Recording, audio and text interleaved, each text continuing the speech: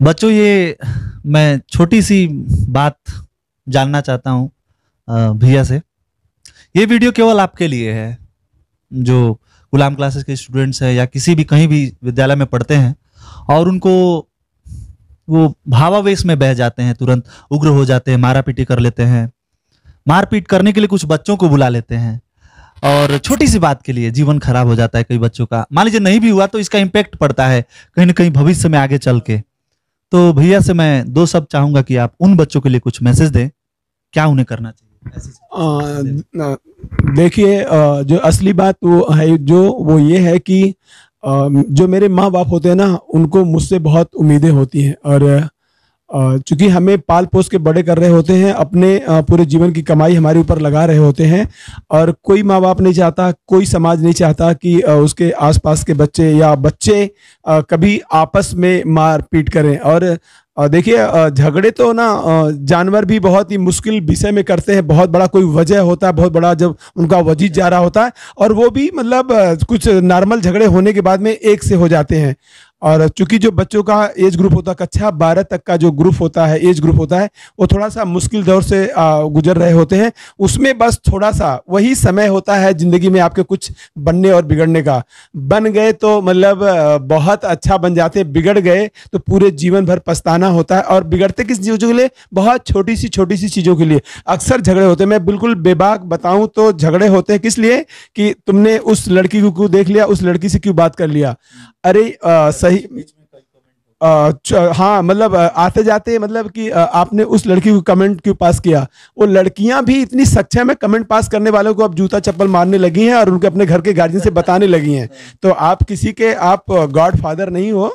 और अगर मदद ही करनी है तो उसका और भी विषय होता है। क्योंकि एक चीज और बता दूं आपको, लगे हाथ कानूनी दांव पेच। अब तो मैं व्यवहारिक बातें कम करता हूँ, कानूनी बातें आपको बताना बहुत जरूरी है। किसी भी लड़की को कुछ नहीं करना है। लड़का 2 दिन, एक दिन तो माफ कर दो, 2 दिन अगर आपका पीछा कर रहा है, कुछ मत थाने जाइए, एक लाइन का प्रार्थना पत्र दीजिए कि मैं स्कूल जाती हूँ, रोज मेरा पीछा करता है। पीछा करने की इतनी सारी सजा है कि उसकी जिंदगी बर्बाद हो जाएगी। ऐसा नहीं है कि मतलब वो पीछा ना करता हो तो आप जो कह दीजिए तो जिंदगी बर्बाद कर दीजिए, ऐसा नहीं करना है। लेकिन सच में जो है वो फिर जांच का विषय होता है। अगर उस करेक्टर का होता है तो जेल जाता है। किसी को नहीं मारना, किसी को पीटना नहीं है, काम हो जाता है। दूसरी बात बताऊं आपको कि समझ में तब आता है जब आप 25-30 साल 35 साल बाद, जब उम्र आपकी होती 35 साल के बाद, जब आपके पास जॉब नहीं होता, काम नहीं होता, नौकरी नहीं होती है, और घर पे माँ बाप भी आपको पैसे दे दे के थक गए होते हैं। तो मतलब 5 रुपया, 50 रुपया, 100 रुपया भी ना, वो 5 लाख रुपए के बराबर होता है। तब बहुत मुश्किल होता है, फिर पछताना होता है। उसके पहले ही अगर मेरे जैसा कोई व्यक्ति अगर आपसे बात कर रहा है, आपका भाई बन के, आपका गार्जियन बन के, ये बात अगर आपके जेहन में उतर गई ना, तो सच में आपको जीवन में कुछ पीछे मुड़ के नहीं देखना पड़ेगा। दुनिया की बहुत सारी चीजें आपके हाथ में होगी, आपके पास में होगी। और इज्जत, प्रतिष्ठा, मान तो सही बताऊं, आपके पास जब तक 10 रुपया नहीं होगा ना, तो मतलब कि आप अपनी मदद नहीं कर सकते। 10 रुपए के बिना आप अपनी मदद नहीं कर सकते, तो दूसरे की मदद कैसे कर सकते हैं?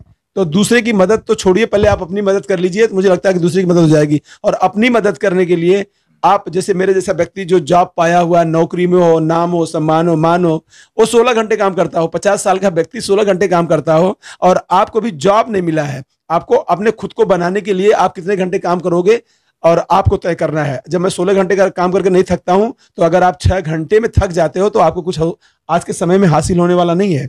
अच्छा भैया, आपके मतलब आप भी स्टूडेंट रहे हैं, और ये मैं जातिवाद पे नहीं जोड़ रहा हूँ, क्योंकि यादव आप हैं, आपका गांव जो कई हजार यादवों का गांव है, तो ऐसी सिचुएशन आई होगी आपके भी जीवन में, आप भी मारा पीटी करने पहुंचते थे?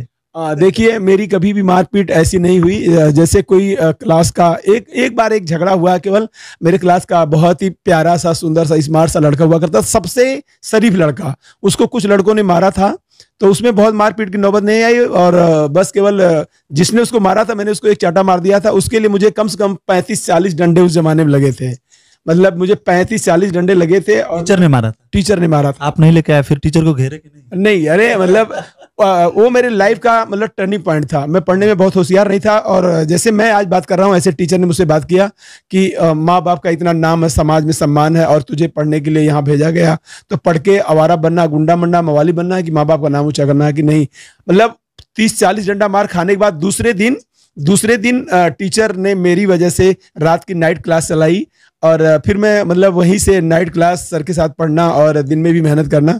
मुझे लगता है कि वो मतलब वो उस लड़के को एक चाटा मारना और उसके लिए मुझे 30-40 डंडा मार खाना। इसके बाद फिर वहीं से लाइफ जो है चेंज हुई और पढ़ाई ही पढ़ाई, बस सिर्फ पढ़ाई पढ़ाई। और मुझे लगता है कि उसका नतीजा है कि ईश्वर ने यहाँ तक जो है भेजा। एक अंतिम सवाल है भैया, बरहज से आप माँ सरयू की कृपा आप पर बनी है, आप हमेशा इस बात को कहते हैं, तो वहां से एक बस अंतिम सवाल है। इसमें बरहज में ये सब बहुत हो रहा है, तो वहाँ के बच्चों को कोई मैसेज देना चाहिए? चूंकि मैं उस चीज को फील कर रहा हूँ, देख रहा हूँ कि कोचिंग के जो संस्थापक हैं या फिर स्कूल्स के आयोग से जो आए हुए हैं टीचर्स हैं, उनको बच्चे घेर के मार दे रहे हैं। नाम नहीं लेना चाहूंगा, आप लोग नाम जानते होंगे, तो ऐसे बच्चों को कोई मैसेज देना चाहेंगे? देखिए, मैं कह रहा हूँ वही बात जो मैंने अभी बातें सारी की, उसी बात का निचोड़ है कि सच में आने वाले समय में अगर आप अगर इन्हीं चीजों में उलझे रहोगे तो आने वाले समय में ना एक जोड़ी कपड़ा पहनने के लिए आप तरस जाओगे, एक ना दुकान में रखी हुई मिठाई खाने के लिए तरस जाओगे, क्योंकि इन चीजों का मतलब कुछ सालों के, कुछ महीनों के लिए होता है, वो भी बस संगत की वजह से। कुछ लड़के बिल्कुल नहीं करना चाहते हैं, तो पहले आपकी संगत, अगर उस तरह के कुछ लड़के हैं तो उनकी संगत छोड़ दीजिए। आप संगत छोड़ देंगे, पढ़ने वाले लड़के साथ आ जाएंगे, तो मुझे लगता है कि बहुत सारी चीजें आसान हो जाएंगी। और जैसे मेरी बहन है, मेरी बेटी है, मेरे पड़ोस की लड़की, मुझे लगता है कि उसका सम्मान ऐसे दूसरी भी लड़की का, बहन बेटी का सम्मान है। और मुझे लगता है कि जैसे जरूरी नहीं कि वो मेरी गर्लफ्रेंड ही हो, कभी सिस्टर मान के किसी लड़की को उसे राखी बंधवा के जरा उसको प्यार करो, मुझे लगता है कि कई हजार गुना ज्यादा प्यार आपको बेहतर वाला प्यार करती है। तो एक बात मैं यहाँ पे जोड़ना चाहूंगा, जैसे ये प्रवृत्ति कि हर लड़की मेरी ख्याल है, चाहे उसके साथ मैं शारीरिक संबंध बनाऊंगा, ये जानवरों में पाई जाती है। मनुष्य ने एक समाज बनाया है, और माँ क्या है, बहन क्या है, जानवरों में तो ये सब नहीं होता है। तो ये मनुष्य के लिए हमने ये बनाया अपने लिए कि ये मेरी माँ है, ये मेरी बहन है, इनके साथ नहीं करना है। समाज में एक पत्नी भी होती है, इसीलिए बनाया गया उसको। तो हर चीज का एक समय है, कोई दिक्कत नहीं है। लेकिन हवस की दृष्टि से अगर आप देखते हैं समाज में हर बेटी को, बहन को, तब आप भाई आपकी कैटेगरी अलग नहीं। बहुत सारे केसेस, मतलब देखो बताऊं आपको, जैसे अभी लगे हाथ, अभी मैं जैसे इंस्पेक्टर की ट्रेनिंग में मुझे ये बताया गया कि हम मदद किसी की जरूरी नहीं कि उसको लाठी मार के करें। कानूनी इतने दावपेच हैं कि अगर थोड़ी भी दिक्कत होती, थोड़ी परेशानी होती, एक बार जैसे एक लड़की भागती है, उस जिस लड़के के साथ भागती है, वो, इसीलिए मैं कह रहा हूँ कि संगत आपकी जैसी होगी वैसी रंगत होगी। अगर आपने उस लड़के से आपकी बातचीत है तो मुकदमा आप पे भी लिखा जाएगा और जमानत आपको कराना पड़ेगा। और दूसरी बात कि अगर एक बार आपका मुकदमा थाने में लिख गया तो पूरे जीवन भर सरकारी नौकरी तो मिलेगी नहीं।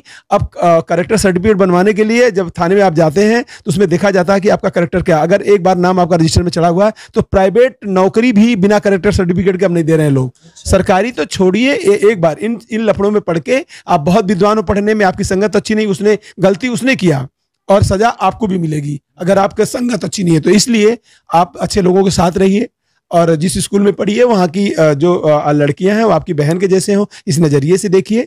और एज ए फ्रेंड तो ठीक है, लेकिन as a girl friend school में पढ़ने वाली लड़की अगर आप बनाते हैं तो फिर आपका जीवन आने वाले समय में कैसा होगा वो आप तय करना। तो आप पहले पढ़ लो, इसके बाद बहुत सारी जिंदगी में बहुत सारी गर्लफ्रेंड, बहुत सारे बॉयफ्रेंड, बहुत सारे मिलेंगे, लेकिन जो असली मकसद है पहले उसको हल करो। इसके बाद तो इतने सारे मिलते हैं कि आप मतलब उनको जोड़ नहीं पाते हो, रख नहीं पाते हो, तो आपको बचना पड़ता है। इसलिए आप पहले अपने जीवन को बनाइए जिससे दो पैसा आपके पास आए, दो जोड़ी कपड़े पहन पाओ, दो रोटी खा पाओ। इसके बाद फिर आने वाले समय में आपके पास बहुत सारे अवसर होंगे। इसलिए आप अपना बिल्कुल जो एक पल है आपका कीमती, उसको आप जो है पढ़ाई में लगाइए, अपने कैरेक्टर को बेहतर करने में लगाइए, अपने जीवन को बनाने में लगाइए। तो वैसे ये बातचीत होने वाली नहीं थी, लेकिन मैंने सोचा कि थोड़ा सा मैं इस पे ले लूं, क्योंकि इस समय पढ़ाई कोविड के कारण काफी नुकसान हो गया बच्चों का। अब बोर्ड के एग्जाम्स आएंगे इस बार, नए नए बच्चे आए, पेपर दे के नहीं आए, बोर्ड का कोई एक्सपीरियंस नहीं है, तो थोड़ा सा करियर को लेके आप सीरियस हो जाइए और उसको ध्यान से पढ़िए। इसीलिए ये वीडियो मैंने बनाया है।